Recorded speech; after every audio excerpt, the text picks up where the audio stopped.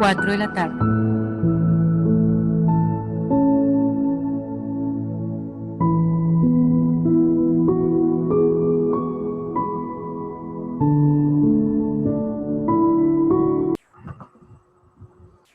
Buenas tardes, bienvenidos.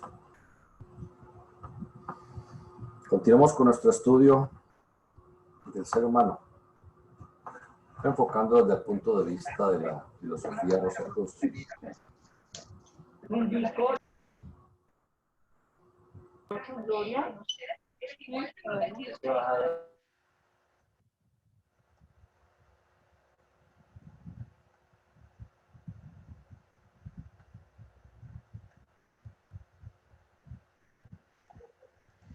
Los Rosacruces estudian ante todo la vida, razón de ser de todo cuanto existe. La vida es la que modela la materia. La vida es la que modela la forma.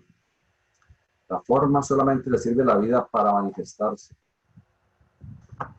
La forma le sirve a la vida para que la vida pueda adquirir la experiencia necesaria que hace que progresivamente tengamos un mayor grado de conciencia, de amor, de experiencia, de conocimiento, de voluntad.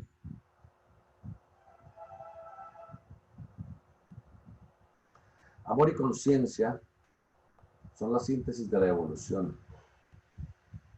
Todo lo que un ser humano tiene de grande es lo que tenga de amor en su propia naturaleza.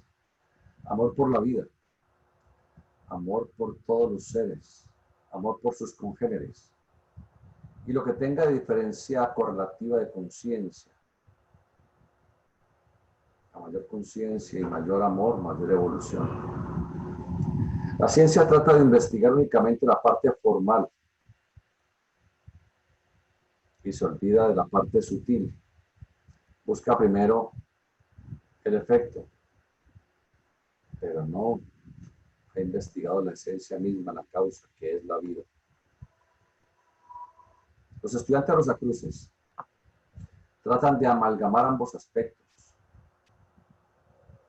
estudiar y comprender tanto lo material como lo sutil, lo espiritual, siendo lo espiritual la razón de ser, la esencia de que lo físico puede existir.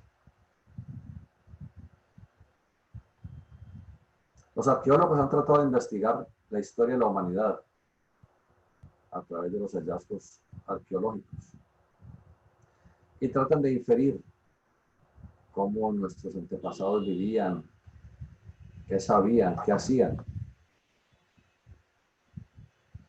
De esa manera pudieron encontrar la existencia de antiguas culturas.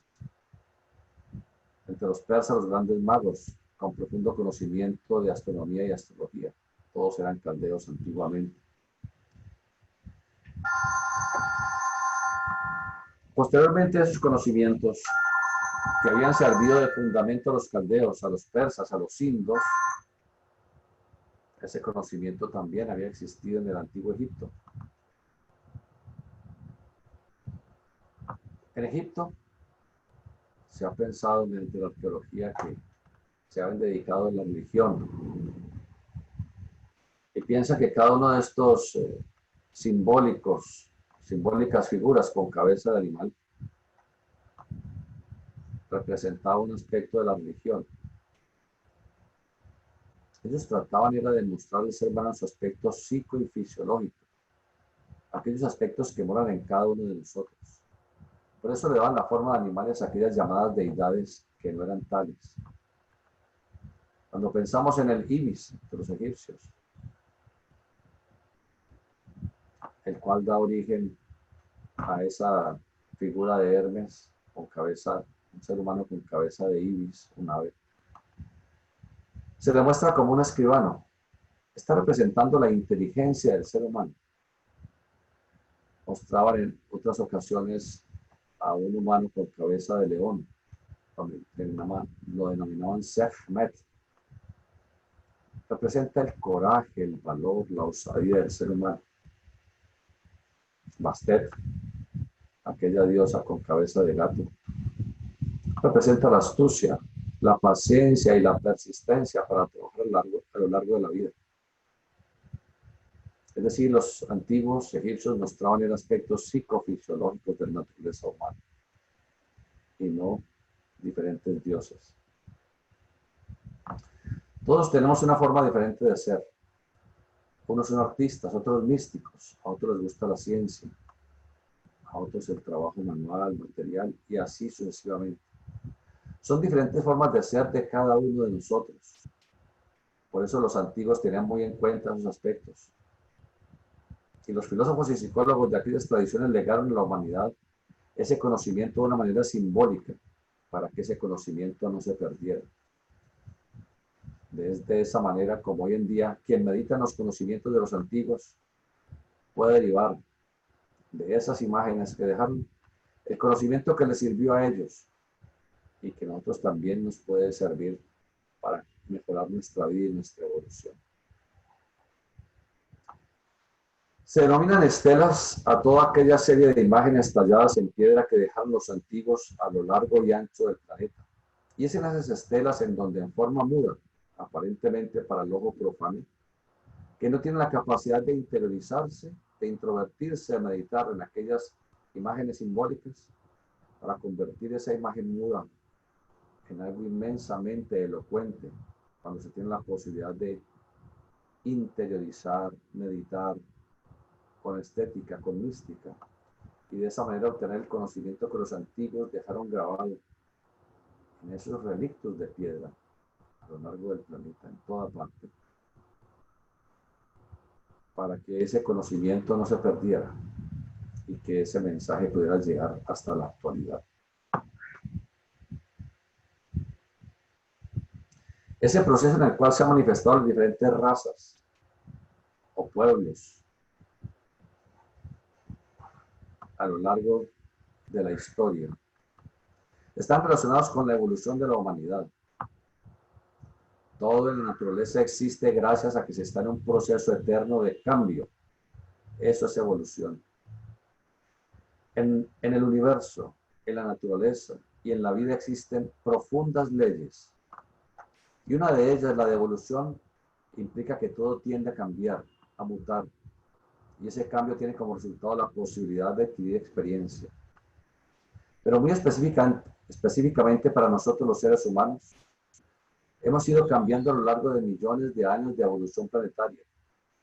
Y en ese entorno en el cual estamos viviendo, y en esa interrelación que hemos tenido entre nosotros como humanidad, entre unas y otras culturas, han ido aumentando nuestras capacidades excepcionalmente, de una manera gradual pero progresiva. Por eso el ser humano de hoy es extremadamente diferente al hombre de las cavernas de hace millones de años. Tenemos mayor capacidad de discernimiento, de comprensión, de imaginación, de amor, de conciencia, de entusiasmo, de vitalidad, de la manera como enfocamos la vida y cómo nos relacionamos con las demás personas. Eso se debe a que hemos evolucionado. El ser humano no está sobre el planeta Tierra desde hace algunos miles de años únicamente, como tratan de hacernoslo creer religiones o diferentes culturas, que llevamos algunos miles de años. El ser humano ha cambiado y cambia desde hace millones de años. E incluso, momento a momento, estamos cambiando. Cada una de las emociones, de las imágenes, de los sentimientos, de los impactos que recibimos del entorno, inficionan nuestra naturaleza psicosensorial, dejándonos información, conocimiento, experiencia. Eso es evolución. El niño está evolucionando no solamente en el desarrollo físico y fisiológico que obtiene a lo largo de su vida, sino también en cuanto al conocimiento, porque cada día se le están enseñando nuevas cosas y él absorbe maravillosamente con una velocidad inusitada toda la información que el entorno le proporciona. Por eso, un joven de bachillerato, estudio secundario, en conocimiento promedio en lo que respecta a lo que le han enseñado en el colegio, tiene mayor cantidad de información de lo que tenían algunos de los grandes sabios de la antigüedad, porque hoy en día la humanidad recibe gran cantidad de información a través de todos sus sentidos. Y esa información acelera la relativa diferenciación de conciencia. Son, por lo tanto, las experiencias las que nos permiten evolucionar cada día. Comprendamos como seres humanos que somos parte de la vida cósmica, que nuestra finalidad es desarrollar dentro de nosotros las divinas cualidades de la inteligencia universal, para que a través de su manifestación podamos ayudar al mejoramiento de la raza. Hay que saber que somos algo más que simples mortales, más que simples seres humanos, y que tristemente estamos dejando pasar todos los días que la existencia fluya, muchas veces sin ningún aspecto grande y noble en nuestra vida. ¿De qué nos preocupamos realmente? De muy poco. Nos estamos preocupando todos los días por aprender algo nuevo, alguna profesión, algún arte, algún oficio, algún conocimiento que nos ayude a profundizar y a diferenciar las leyes de la vida y de la evolución. Algo que ayuda a mejorar la raza.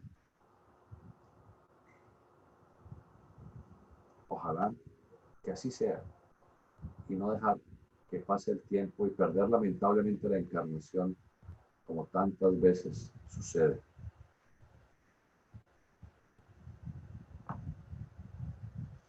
Qué lástima que prematuramente el día de mañana tengamos que abandonar esta corteza mortal, fallecer, y que nos vayamos sin haber descubierto alguna ley nueva, algún hecho importante que sirva para la humanidad, o haber hecho algún servicio, alguna labor especial por los demás.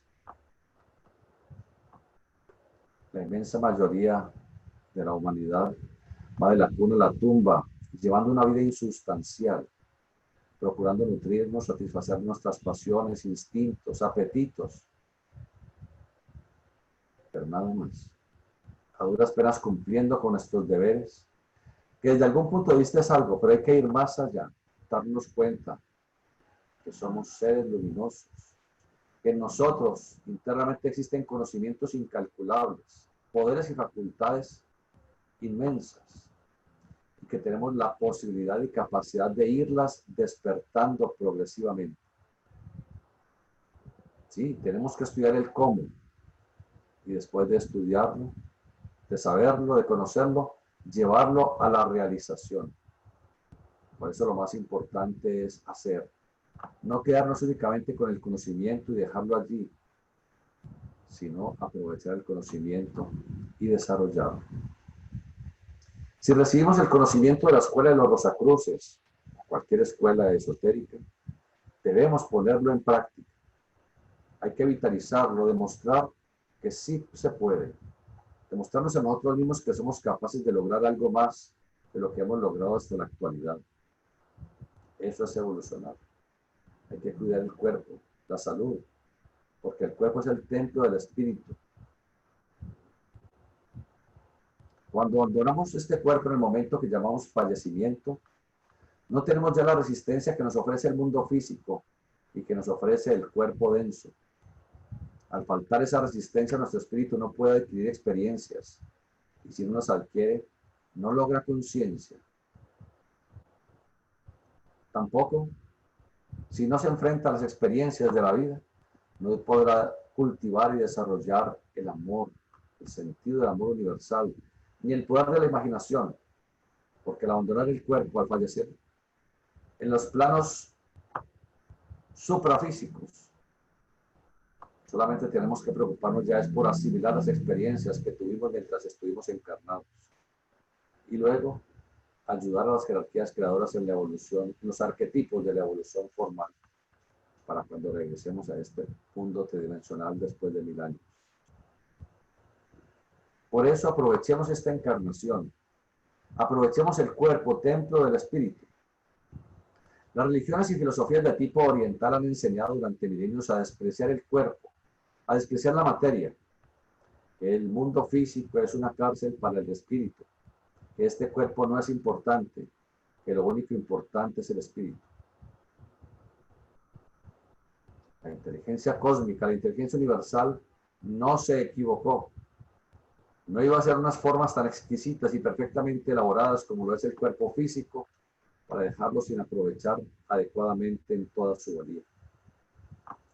En la religión occidental se ha hablado de que este cuerpo es el vehículo del pecado, y entonces la religión llevaba a que las personas que se dedicaban a la vida de clausura se flagelaran sus cuerpos, se maltrataran, soportaran hambre y otras limitaciones que para que el espíritu pudiera limpiarse de los pecados de la carne. Los pecados no son de la carne, los pecados son de nuestra imaginación desbordada por el lado del instinto y de la lujuria, de las pasiones. Los pecados son de nuestras emociones mal guiadas, mal dirigidas, que nos ayudan o nos empujan con su emocionalidad a actuar de una manera negativa, perversa la mayoría de las veces. No es la carne, no es el cuerpo físico. El cuerpo es el templo del espíritu que permite a través de los mecanismos psico y fisiológicos que se puedan satisfacer todas aquellas emociones, pensamientos, imágenes, sentimientos y todo aquello interno que impulsa al ser humano. Pero ¿por qué nos acicatean todas estas situaciones internas? Porque es necesario que adquiramos experiencia. Porque es necesario que adquiramos el conocimiento para liberarnos de esos aspectos negativos de nuestra humana personalidad. El cuerpo es sagrado, divino. Solamente cuando llega la enfermedad, la decrepitud, las limitaciones fisiológicas, cuando llega la disfuncionalidad en alguno de los aspectos de nuestra fisiología, es cuando nos damos cuenta de lo valioso que es el cuerpo, de lo valioso que es el organismo, de lo valiosa que es la encarnación, lo importante que es la salud, lo grande que es la juventud, lo trascendente de tener potencia, energía y poder. Por eso el dolor nos va mostrando lo importante y trascendente de lo que es el cuerpo. Para el estudiante Rosacruz, el cuerpo es sagrado. El templo como templo del espíritu es el mecanismo o la herramienta más valiosa y perfecta que ha sido dada por la divinidad, por la inteligencia cósmica, para hacer posible la adquisición de experiencia y evolucionar. Ir de lo bueno a lo mejor, de lo mejor a lo óptimo y de lo óptimo a lo superior. Y así un crescendo de perfeccionamiento infinito, eterno e incalculable. Esa evolución no se puede lograr en una sola encarnación. No podemos llegar a la maestría en la música, en el arte, en la matemática, en la física o en cualquiera de los campos del humano existir en una sola vida. La encarnación es efímera. Incluso cuando solamente se está encarnado durante unas muy pocas décadas, como lo fueron algunos de los grandes maestros en algunos de los campos. ¿De dónde obtuvieron esa genialidad, esa grandeza? Por ejemplo, Mozart, que a los 2 años era maestro de orquesta. Podía ejecutar prácticamente cualquier instrumento con la mayor perfección. Eso no se nace por los genes. Es lo que trae el espíritu, porque el cuerpo es solamente el instrumento del espíritu. La ciencia médica habla ahora que lo más extraordinario que tiene el ser humano es el cerebro. Por supuesto que es extraordinario. Y todos los órganos son extraordinarios, porque sin corazón el cerebro no funciona. Y el cerebro y el corazón son importantes porque si no tuviéramos el aparato digestivo para nutrir esos órganos, entonces tampoco podrían nutrirse esos órganos y falleceríamos. Lo más importante, lo más trascendente es la vida interior, nuestro espíritu, que es una chispa de la vida divina. La chispa de la gran llama que tiene la posibilidad de convertirse en esa gran llama. Por eso el Señor Jesús con profunda sabiduría decía, cosas que yo hago haréis vosotros y cosas más grandes haréis. Enseñaba que en nosotros existe el poder de la divinidad y que esa divinidad latente, subyacente en nuestra naturaleza, puede ser despertada y podemos convertirnos en una llama análoga a aquella de la cual fuimos emanados. Esa es la promesa que nos han hecho los grandes seres, los instructores de la humanidad, quienes no vinieron a fundar religiones, vinieron a instruir, a mostrar un camino, a que tomáramos contacto con nuestra propia realidad, con nuestra propia esencia, que es la vida. Por eso ese proceso de perfeccionamiento, que es evolución, no se puede lograr en una sola encarnación. Se necesita que esa chispa divina, el espíritu, la vida interior, vaya perfeccionándose a lo largo de larguísimos periodos de tiempo y solamente se puede lograr en diferentes cuerpos a lo largo de reencarnaciones o reincorporaciones sucesivas. El espíritu no solamente toma carne, sino que se reincorpora. Se sumerge en una serie de cuerpos o vehículos de diferente densidad, siendo el cuerpo físico el que soporta la vida, soporta aquellas energías más sutiles, la vitalidad, la fuerza emocional, el poder del pensamiento, la capacidad de la imaginación creadora, la sensibilidad, la conciencia. ¿Quién nos soporta? El cuerpo, que es la resistencia. Y el que guía es el espíritu.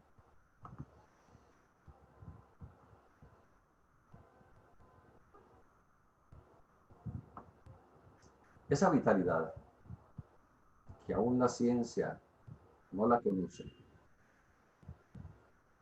es una energía extremadamente sutil que constantemente está siendo nutrida por la energía solar que llega al planeta permanentemente.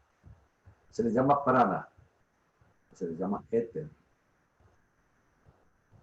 Es esa energía que fijamos constantemente a través de la respiración, que penetra los pulmones, que inunda la sangre y luego el sistema nervioso.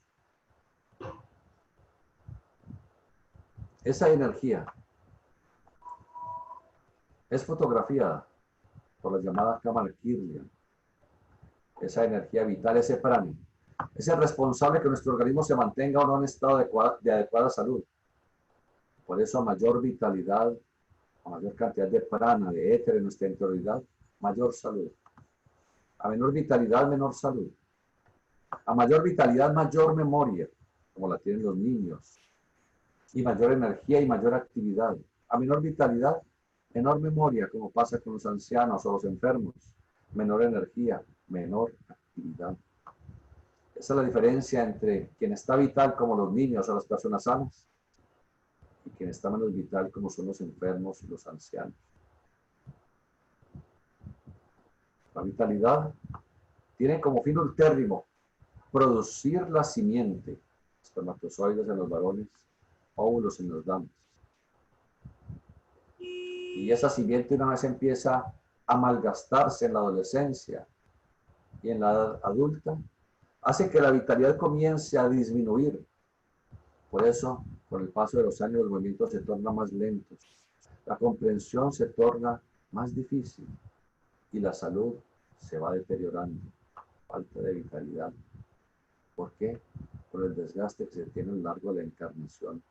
No solamente por el abuso del sexo, sino también por el abuso en la alimentación. No piensa que alimentarse bien es comer mucho alimento, mucha comida. No, alimentarse bien es comer lo justo y lo más natural posible. Durante todo el siglo pasado y hasta hace una semana, la medicina enseñaba acerca de la pirámide alimenticia.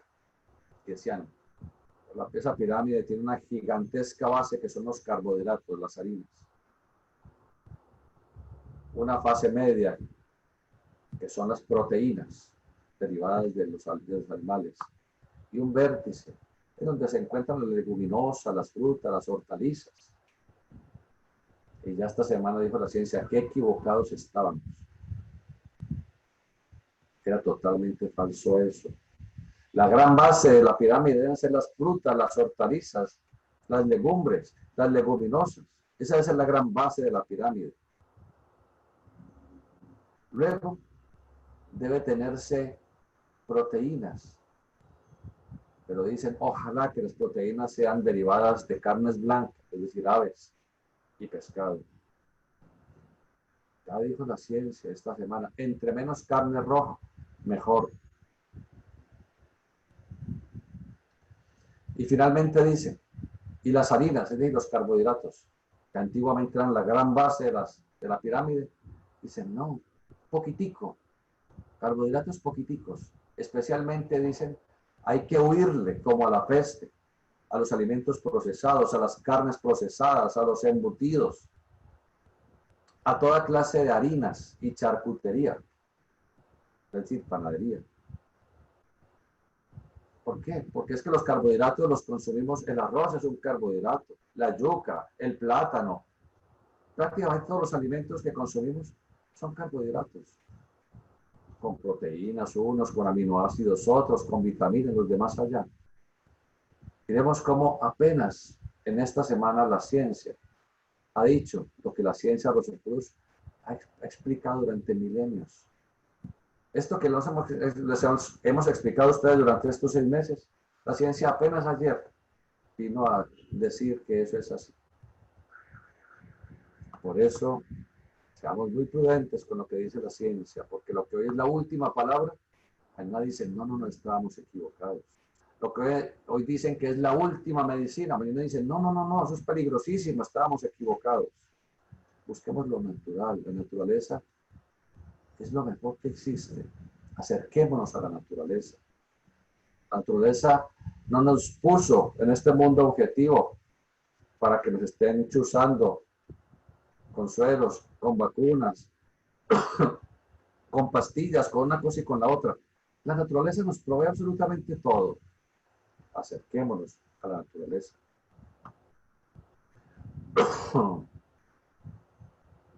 La salud es la buena o mala circulación de ese prana, de esa energía vital dentro de la constitución fisiológica de nuestro organismo.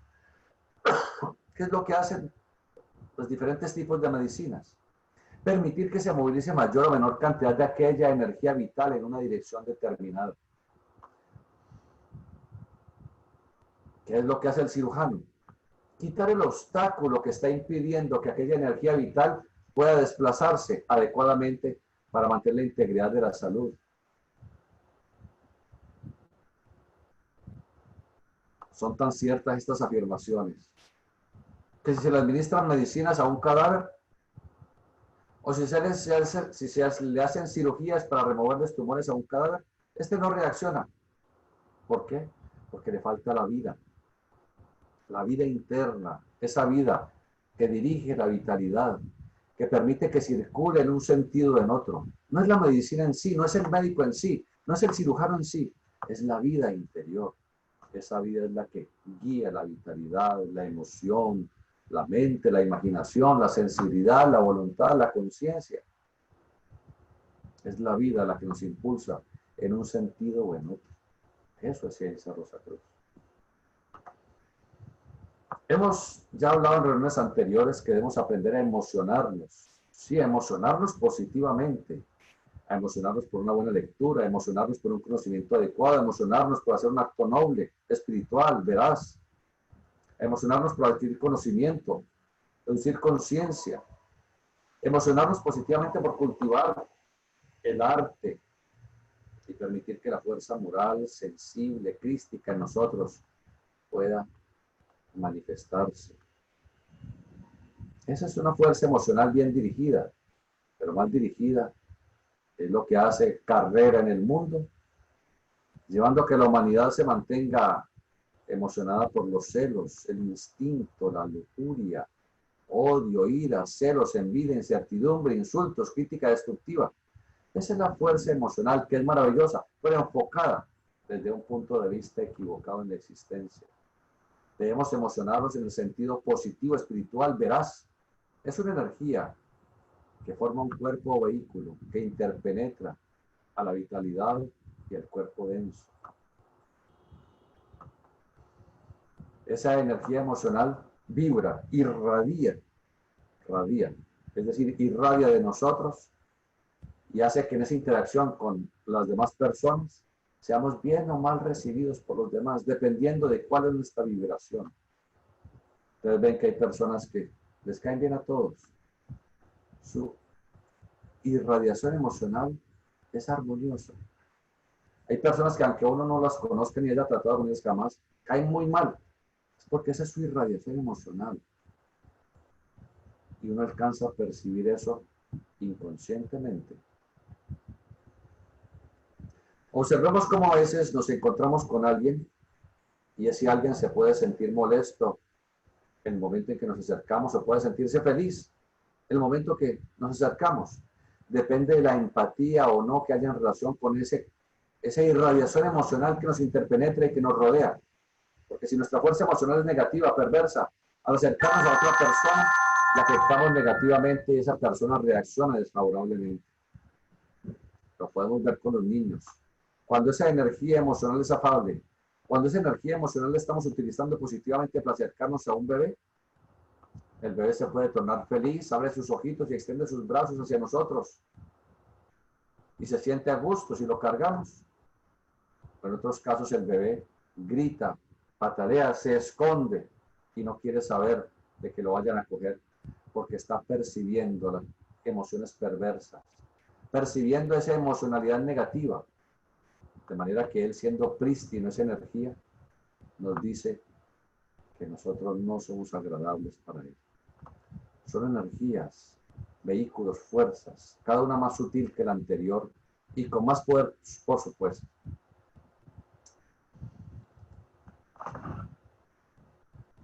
Continuaremos este tema. A veces, o generalmente, los viernes a las 4 de la tarde estoy viajando. Por eso queda difícil dar la clase. Pero se les puede avisar oportunamente en caso de que no se vaya a dar, o podemos hacer otra cosa. En vez de darlo a las 4, lo damos a las 6 de la tarde. Esa sería una opción interesante y así nos perdemos la clase del viernes. Vamos ahora a continuar con nuestros temas básicos de ciencia cabalística. Hoy vamos a estudiar acerca de un tema que usualmente en Cábala no se suele estudiar. Se llaman los clifot. Los cabalistas dicen que no se debe hablar de clifot, dado que nuestra imaginación no está bien entrenada aún. Podríamos de pronto enfocarnos mal y canalizar energías que no debieran ser las adecuadas. Pero al contrario, nosotros pensamos que es importante que nos aleccionen, que es importante que nos adviertan de esas energías, para que si estamos cayendo en ellas, enfocarnos y trascenderlas. Y si no estamos en ellas, entonces estar atentos para no caer en esos aspectos negativos de la evolución. Compartir pantalla, por favor. Listo, hermano. Gracias.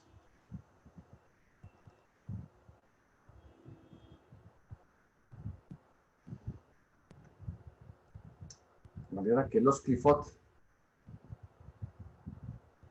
es una palabra hebrea, clifa, que significa prostituta.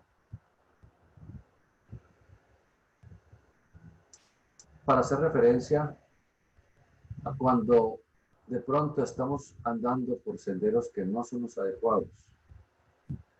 Cuando estudiamos los 10 santos sefirot, la emanación cabalística, vamos a mostrarlo.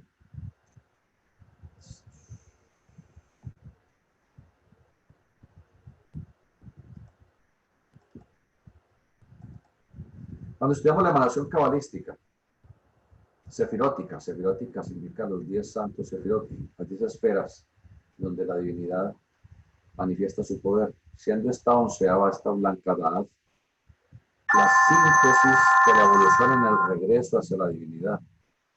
No es la emanación, sino que es nuestra cosecha evolutiva. En cada una de esas esferas estudiamos que ellas tienen una virtud,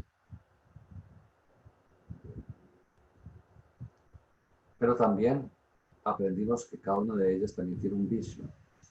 Y comentábamos que si uno tiene el vicio, no puede tener la virtud. Y que al trascender, superar el vicio, la virtud suele surgir entonces.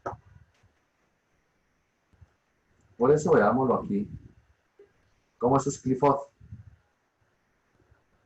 tienen unos vicios, pero también unas virtudes. Ya analizamos la virtud en cada uno de ellos. En Keter, la realización de la ultra senso conciencia, lo máximo que podemos lograr en la evolución humana. En Chokhmah, la devoción. Es muy importante desarrollar devoción hacia la vida, hacia la naturaleza, respeto absoluto hacia todo en cuanto alienta la vida. En Vinaj hablamos del silencio, esa cualidad maravillosa que nos permite convertirnos en sabios, porque el que mucho habla, mucho hierra.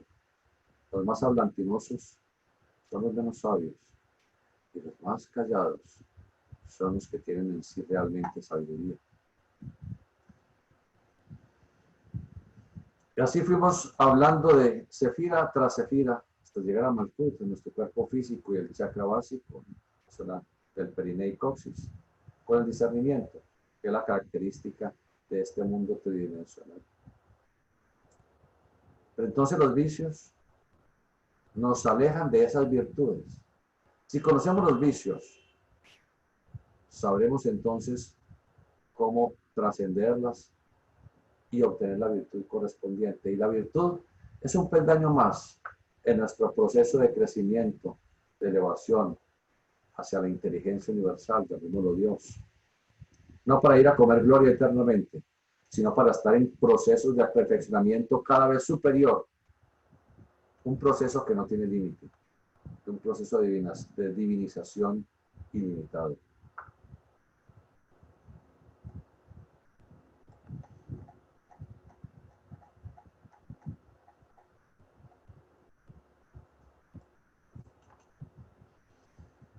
Y aquí decimos que la salvación del ser humano es la sublimación. La sublimación es la acción sublime de transformar todo lo mundano, lo bajo, lo ordinario, lo perverso en divino. Esa es la salvación del ser humano. No es rezar y dar más golpes de pecho. Es sublimación, transmutación, cambiar lo clifótico en lo divino, en lo sagrado, en lo espiritual.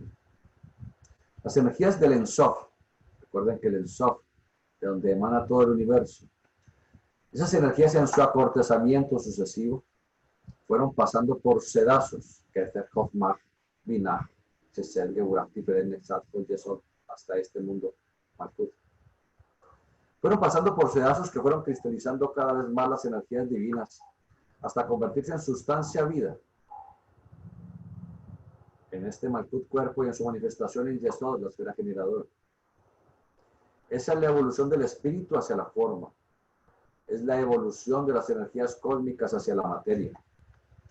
Materia y energía son los dos polos de la sola cosa única y eterna, expresa la ciencia esotérica.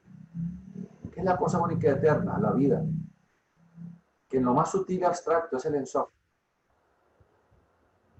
Y esa vida, que en lo más denso se manifiesta activamente en microorganismos, en vegetales, en animales, en seres humanos. Pero microorganismos, vegetales, animales y humanos no es la vida. Es la vida manifestada en la forma. Esa es la gran diferencia entre la ciencia y el esoterismo. Para la ciencia, la vida es una planta, es una bacteria, es un animal, es una persona. Esa no es la vida. Esos son los vehículos, las vestiduras que utiliza la vida. No podemos separar la vida de la forma, de la materia. No podemos separar lo uno de lo otro. Porque la energía es materia que se ha utilizado, mientras que la materia es la misma energía que se ha condensado relativamente.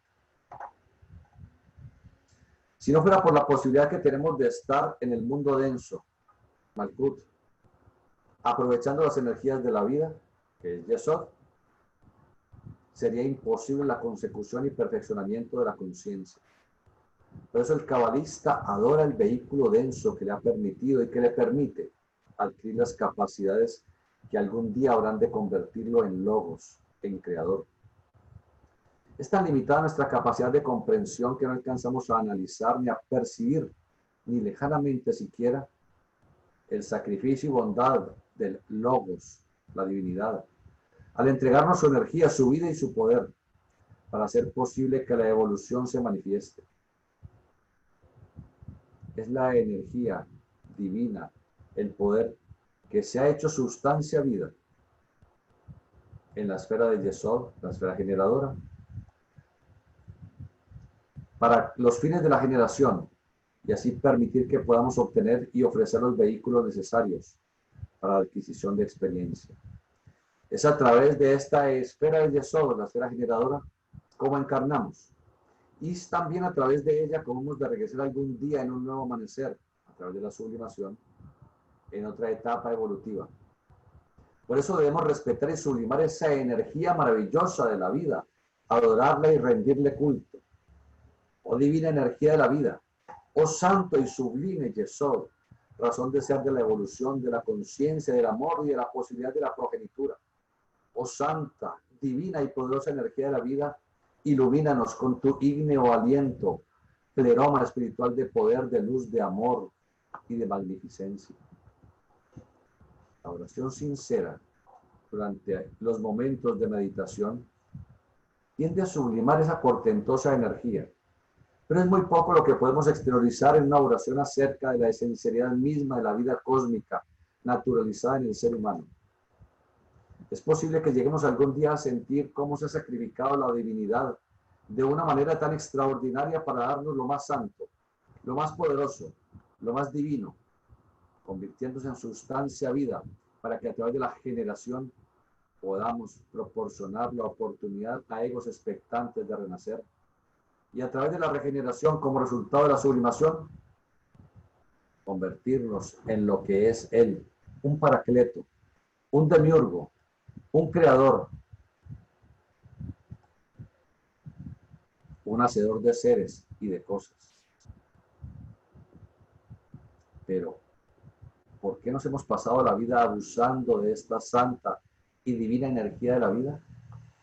Porque existen las energías negativas llamadas Qliphoth, que son destructivas en todos los campos. Destructivas de la armonía espiritual, de la salud física, anímica, mental, intelectual y moral. ¿Por qué tenemos que enfrentarnos a esas fuerzas? Porque son hijas de nuestra evolución. Los Qliphoth son las limitaciones que ofrecen los aspectos negativos de cada uno de nosotros, que aún no han sido superados en nuestra naturaleza interna.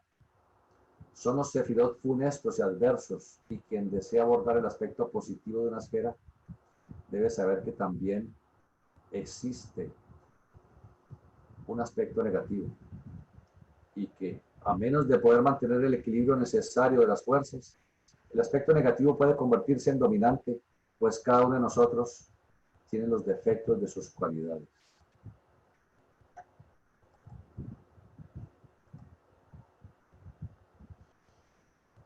Antiguamente los cabalistas decían que no se debería hablar de los Qliphoth, porque la psique del ser humano es aún tan débil que muy fácilmente se podría caer en los vicios de los que se hablan antes que ir a cultivar las virtudes. Pero no podemos vencer el mal suprimiéndolo, sino absorbiéndolo e introduciendo en él la armonía.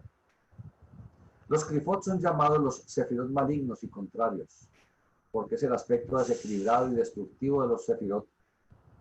Se habla de los Qliphoth como del árbol sefirótico negro, como el árbol oscuro, porque es la contraparte del reverso de la moneda, en donde su cara luminosa es Otchain, los 10 santos sefirot, o emanaciones luminosas de la divinidad.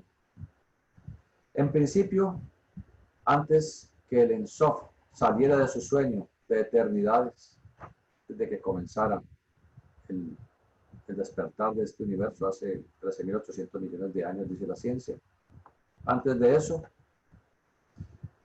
ya era preexistente un aspecto clifótico de lo absoluto, aspecto que en hebreo es llamado Aziel, que significa la incertidumbre. Es decir, que no había la certidumbre de que lo absoluto, el Ensof, despertara de su propio sueño para comenzar a autoconocerse y a permitir el proceso de la evolución de la conciencia. Desde la noche oscura del tiempo comenzó ese proceso clifótico, surgiendo los Qliphoth, cuando las energías cósmicas continuaron su acortezamiento hacia el mundo material, emanado del Ensof, derivando hacia los Sefirot, pasando por los mundos de Atzilut, Briah, Yetzirah y Asiach, los 4 mundos cabalísticos de los que hablamos en algún momento. Todo en cada uno de aquellos momentos o procesos cósmicos de diferenciación de la energía del Ensof, se produjeron siempre desequilibrios relativos de esas energías antes de que volvieran a equilibrarse al eclosionar en un Sefira inferior y así continuar el proceso evolutivo. En cada una de esas emanaciones, desde el Ensof hacia Kether, luego de Kether hacia Jochmah, luego de Jochmah hacia Binah, y así sucesivamente, se desequilibraban energías, se producía en un plano de manifestación algún tipo de evolución, pero en ese proceso había un desequilibrio antes de que se produjera la otra emanación sefirótica. Así surgen los Clifot. La tendencia de las fuerzas de la esfera de Clifot es la de reasumir las formas a las cuales estaban acostumbradas antes de su eliminación y de su retorno al estado primitivo. Como son formas nocivas de materia caótica, es mejor dejarlas donde están esperando que su purificación sea completa y que ya han sido reasumidas por los planos correspondientes a su manifestación. Es por ese motivo que el espiritismo y todos los cultos dogmáticos, lo mismo que los brotes de racismo y xenofobia, se deben evitar, pues son aspectos clifóticos difíciles de manejar. Analizando los sefirot en la profundidad misma de la endoconsciencia, vemos que se encuentran archivadas energías desequilibradas en diferentes momentos de la evolución del cosmos. Se dice cabalísticamente que los Clifot, o el árbol negro, es Dios puesto de cabeza. Es como si colocáramos la imagen del árbol cabalístico a reflejarse en su base. Es como cuando uno se ve en un espejo que está acostado en el piso. Lo más alto que sería nuestra cabeza se vería lo más profundo allá en el fondo del espejo. O si nos observáramos en el fondo de una charca de aguas en reposo, lo más elevado de nuestra cabeza, símbolo de Kether, se encontraría en lo más profundo de esa charca, en ese reflejo. Para que entendamos los Clifot. Dios puesto de cabeza. Todas y cada una de las esferas en las cuales la divinidad se manifiesta tiene una fuerza que se desequilibró en alguna época en remotas edades. Se les llama cabalísticamente los reyes de Edom, a esas fuerzas desequilibradas, o a esos Clifot, los reyes de Edom. Son las energías negativas de todo lo que podemos pensar o imaginar. Son en parte los cascarones o envolturas astrales, por ejemplo, de los desincorporados, de los fallecidos, o de los llamados malos espíritus y los elementarios, incubos, sucubos, basiliscos, dragones y tantas cosas negativas que se encuentran en el submundo o bajo astral. Todo esto se les llama también los sefirot negros, los ángeles negros o los ángeles destructivos. Los hermanos de la sombra, es decir, aquellos que están siguiendo consciente y voluntariamente el sendero equivocado, provocándole dolor a la humanidad, destruyendo, solamente por el placer de ocasionarle daño a la humanidad. Y todos aquellos que siguen el camino de los instintos, de los vicios, de las pasiones, del odio, del rencor, incertidumbre, pasiones, orgullo, todos, de alguna manera, estamos en el sendero del Clifot. Y eso abre canales para la manifestación de aquellas energías desbordadas que relativamente se encuentran allá, atrapadas en cada uno de los planos en los cuales fueron emanadas. Pero cuando uno cultiva algunos aspectos clifóticos, inercia, pereza, falta de veracidad, falta de honor, lujuria, orgullo, crueldad, fanatismo, avaricia, cuando uno cultiva alguna de esas situaciones, le está abriendo la puerta a energías perversas que de otra manera no entrarían en nosotros y nos estimulan a ser peor, peor, peor. El sabio, el iniciado y el estudiante cabalista, que meditan en cada una de las energías o esferas de manifestación y evolución de las energías cósmicas, ¿sí? Cuando se medita en Kether, Jochmah, Binah, Chesed, etc., se pueden ir derivando desde cada uno de estos sefirot como a través de un río de fuerza. Se puede derivar saber, poder, capacidad, plenitud, divinización. Asimismo, el que está transitando el sendero a la izquierda, consciente o inconscientemente, va abriendo canales que le habrán de tomar contacto con las energías clifóticas reactivándolas en su naturaleza. Pues son fuerzas arquetípicas que están esperando que la evolución progrese y al no ser usadas más, van retornando sus diferentes elementos constitutivos al plano o región de donde fueron emanadas. Si alguien todos los días cultiva su devoción, su mística, su armonía espiritual, características de Chokhmah, va abriendo un canal desde Tiferet, el centro del Redentor, el centro de la armonía, el centro crístico, el corazón, hacia el mundo de la conciencia, Chokhmah, conciencia, voluntad. Le vemos entonces brillar en el mundo como alguien de gran estetismo, de amor y de bondad. Pero también eso sucede con quien se deja llevar por la fase negativa de la personalidad, el orgullo, la soberbia, la altanería, la ordinariez, la brusquedad, cualquier aspecto negativo. Abre canales por el cual se van desbordando esas energías clifóticas y se van tornando más objetivas en esa persona. Para analizar cada una de las fuerzas clifóticas tenemos que correlacionarlas con los 10 santos Sefirot. En Kether, cuya virtud es la realización al completar la gran obra, que es la conciencia y sensibilidad supremas. Comulgando con la conciencia cósmica, incluso a ese nivel de Kether,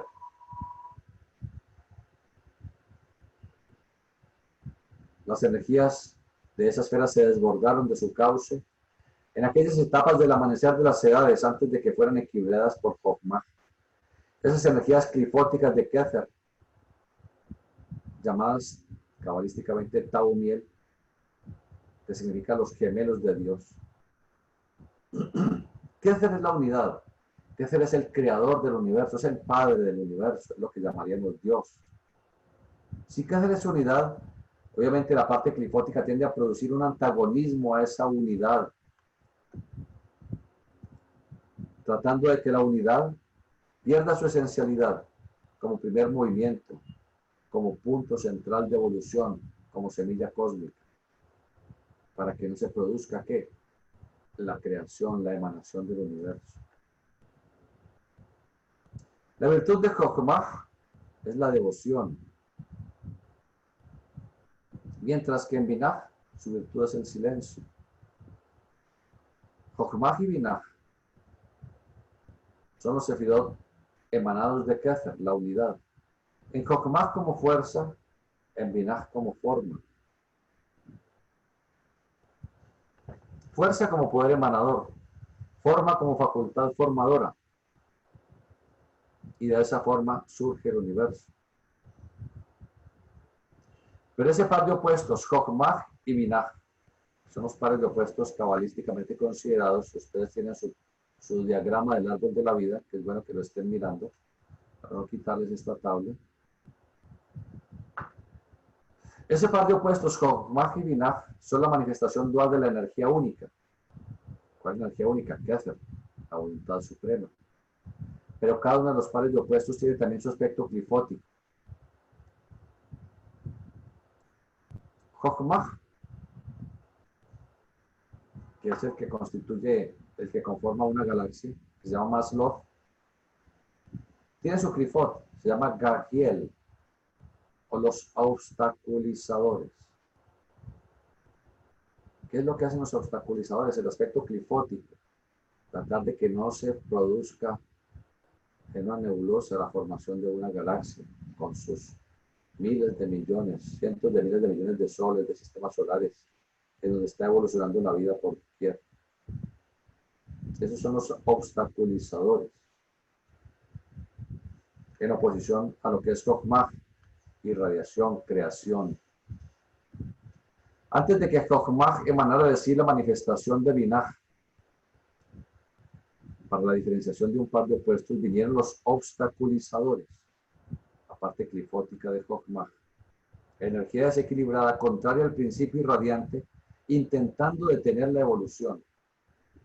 Son fuerzas destructoras llamadas en la mitología griega los titanes. Esas fuerzas terribles que provocan también la destrucción de galaxias, soles, de planetas, de todo. Pero esa destrucción permite que esa materia pueda servir para la formación de nuevos mundos. De manera que todo también tiene su razón de ser. De esos titanes, según la mitología griega, surge Cronos, Saturno, llamado el más antiguo de los dioses del Olimpo. Y Saturno corresponde a Binah, el dador de la forma, Saturno, haciendo posible la emanación sucesiva de los planetas surgidos de el gran silencio de un sistema solar. Ese gran silencio es el nombre que los ocultistas le dan al mundo del pensamiento, en donde el logos geometriza para formar el arquetipo de la materia densa. Binah tiene como vicio, su vicio es la avaricia. Avaricia es no dar, no entregar, sino acumular más de lo que se necesita. Es el estancamiento relativo que debe tener un sistema solar en un día de manifestación para que no continúe la creación eternamente y que los espíritus virginales, nosotros, chispas divinas, puedan comenzar su trabajo de perfeccionamiento. Entonces, ese Clifod de Binah se llama Satariel, el ocultador. Ese ocultador es un proceso que se da en el sistema solar, se llama ocultación. Implica que ese globo físico o planeta pierda en un momento determinado su cohesión molecular, que le hace visible, y que pase a un plano de evolución más sutil, bien sea en la región etérica del mundo físico, o en el mundo del deseo, en el mundo del pensamiento, etc. No solamente hay planetas en este universo, en este sistema solar físico. Hay planetas en otros planos más sutiles, en la región etérica del mundo físico hay planetas, se llaman globos. Hay planetas en el mundo del deseo, hay planetas en el mundo del pensamiento, etc. En todos los mundos hay planetas. Y lo que hace el ocultador, ese aspecto clifótico de Binah, es hacer que ese planeta pierda su cohesión. Cuando eso sucede, ese planeta se disgrega y se convierte en asteroides. Por lo tanto, el planeta debe continuar evolucionando, así como cuando nosotros fallecemos. Se oculta la forma, es decir, se disgrega y la materia orgánica vuelve a la naturaleza. Pero el espíritu sigue habitando, ¿en qué? En el cuerpo emocional, después en el cuerpo mental, etc.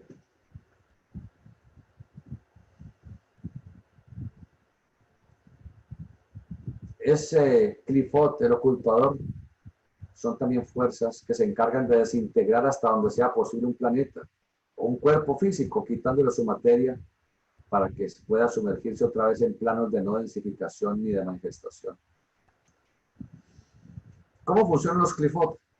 Son los vicios que la humanidad cultiva, que desequilibran el campo electromagnético del planeta, provocando cataclismos, terremotos, maremotos, erupciones volcánicas, desestabilización del eje polar o de la rotación del planeta, perdiendo su centro de rotación, incluso haciendo que el espíritu planetario, al no soportar las vibraciones perversas de esa humanidad habitando ese planeta, deba abandonar su cuerpo denso, el planeta.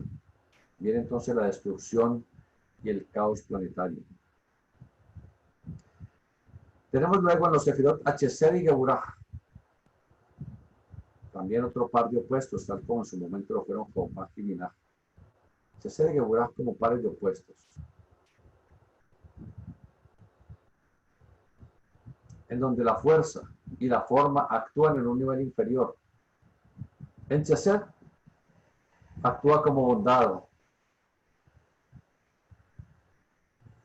magnanimidad, altruismo, y tiene como virtud obediencia.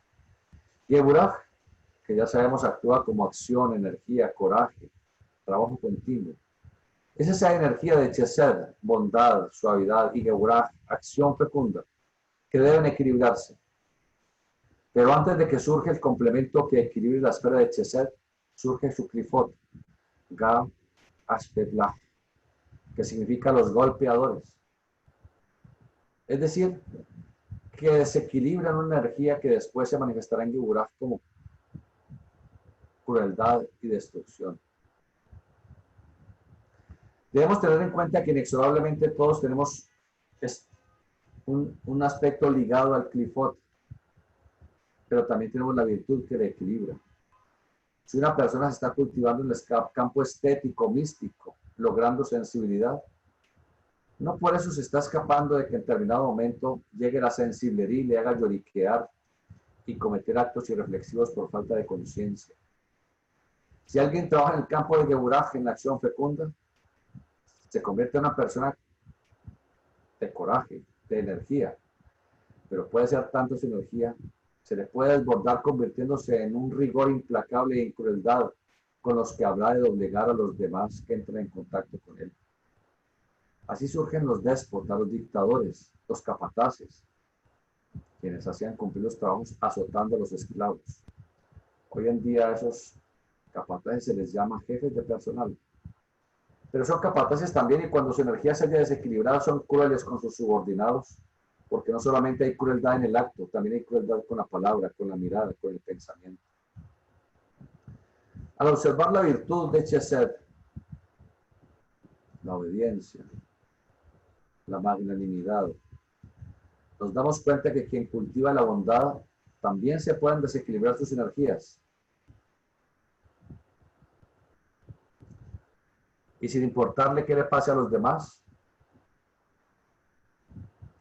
puede convertirse en un fanático. Eso es también un desequilibrio. Siempre hay que buscar la armonía. Bondad, chesed y severidad, Geburah, para marchar equilibrados en la evolución. El clifot de Geburah se llama Gorashab, los flameantes unos. Esa energía flameante es fuerza, es una energía altamente destructiva que induce a las personas a las sazonadas públicas. Es esa energía desorbitada la que produce las furias incontenibles, la ira, la palabra hiriente, la que se manifiesta en los momentos de discordia, en donde no solamente se va con las palabras, sino lamentablemente también con los hechos. Es la fuerza, la flameante una, la energía clifótica que se desbordó en el amanecer de la emanación de Geburah. Nunca se está totalmente libre ni del clifot ni del vicio, porque el vicio es la parte más objetiva del clifot, que actúa mediante el inconsciente colectivo. Es a través del inconsciente como tomamos contacto con esas esferas. Pero en nuestro microcosmos, mediante los 10 santos sefirot, tomamos contacto con los vicios correspondientes a esos clifot. Tiferet, cuya virtud es consagrarse a la gran obra, que es consagrarse a la gran obra, es regenerarse física, moral y espiritualmente. Su contraparte es el orgullo. Su clifot es Tahirión, el litigio, que es el estar en contienda constantemente destruyendo la armonía de todos cuantos están en contacto con nosotros. La humanidad está permanentemente en litigio, se discute hasta por la más leve simpleza, siempre en oposición a los demás, por lo que piensan, por lo que dicen o por lo que hacen. Dejándose llevar por la fase negativa de clifot y no por la parte divina y espiritual que es la virtud de esa esfera. No les quito más tiempo, les sé que ustedes tienen sus compromisos, de manera que les agradezco su atención. Les avisaremos el viernes si hacemos la clase a las 4 o si de pronto lo hacemos a las 6 o si definitivamente no se puede realizar. Muy buena tarde y gracias a todos. Muchas gracias, hermano. A usted, hermano.